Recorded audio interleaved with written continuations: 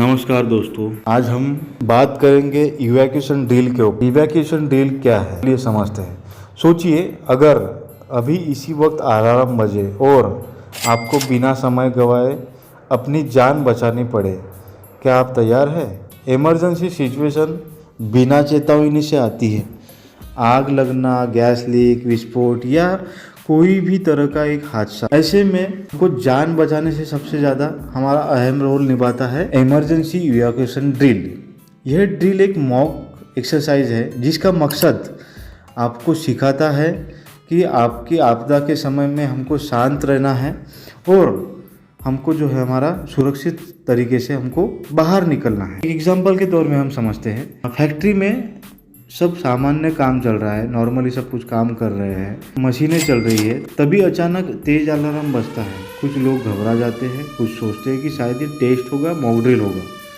इसी भ्रम में कई बार लोग समय गंवा देते हैं और इमरजेंसी में यह चूक जानलेवा साबित हो सकती है। इसीलिए हमको इमरजेंसी ड्रिल में क्या करना होता है, इवैक्यूएशन ड्रिल में क्या करना होता है, उसके बारे में हम लोग समझते हैं।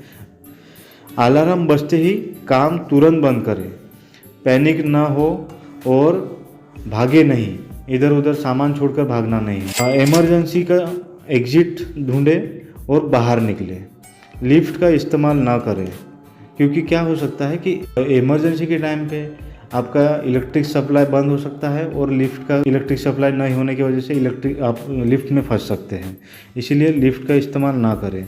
बाहर निकलते समय अगर आपको आपके लोकेशन में मास्क या गियर या फिर हेलमेट वगैरह मिले तो उसे लगा कर ही बाहर निकले, क्योंकि हो सकता है कि जब आप निकल रहे हैं बाहर उस समय ऊपर से या फिर कहीं से भी कोई भी चीज़ आपको टकरा के चोट पहुंचा सकती है। इसलिए जिस समय आप बाहर निकल रहे हैं हेलमेट, नोज मास्क वगैरह जो है, क्योंकि केमिकल भी हो सकता है कि कोई फॉग वॉग निकले या फिर कोई डस्ट वस्ट फ्यूम्स निकल रहा हो, तो उससे भी हम लोगों को हानि पहुंच सकती है।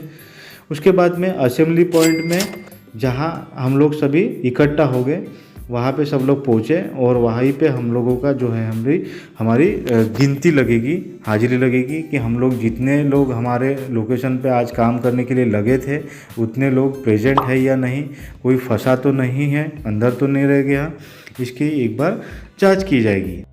ड्रिल के दौरान कुछ बातें हमेशा याद रखें।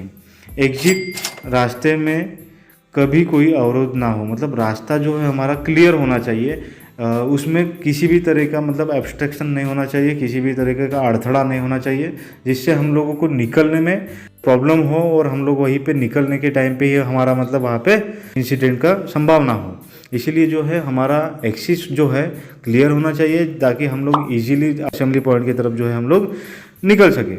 इवैक्यूएशन मैप पहले से पढ़ के रखें। कभी भी हमारा इवैक्यूएशन हो सकता है या फिर कोई भी इमरजेंसी सिचुएशन आ सकती है, इसीलिए जो है पहले से ही हमारा प्लान पढ़ के रखें, मैप पढ़ के रखें कि हमको कहाँ से एंट्री पॉइंट है, कहाँ से एग्जिट पॉइंट है, हमारा क्या लोकेशन का इमरजेंसी पॉइंट है और किस लोकेशन पे जो है हमारा असेंबली पॉइंट है। ये सब हमारे को बहुत ज़रूरी है। और कभी भी इवैक्यूएशन ड्रिल को या फिर कोई भी ड्रिल को मजाक या टाइम पास ना समझे। याद रखिए, इमरजेंसी ड्रिल कोई टाइम पास नहीं है, यह एक सीरियस रिहर्सल है जो असली खतरे में आपकी ज़िंदगी बचा सकता है। जब तक आप बार बार ड्रिल नहीं करेंगे, आप इमरजेंसी सिचुएशन के लिए तैयार नहीं रहेंगे।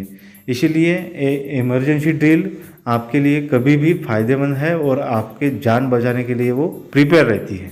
इसीलिए अगली बार जब भी अलार्म बजे, हंसी मजाक न करें, भागदौड़ न मचाए, पैनिक न हो, बल्कि सही ढंग से इवैक्यूएशन में सहमत रहे और उसका जो है हम लोगों को प्रॉपर फॉलोअप ले, क्योंकि इमरजेंसी में हर सेकंड कीमती होता है और वही सेकंड आपकी जान बचा सकता है।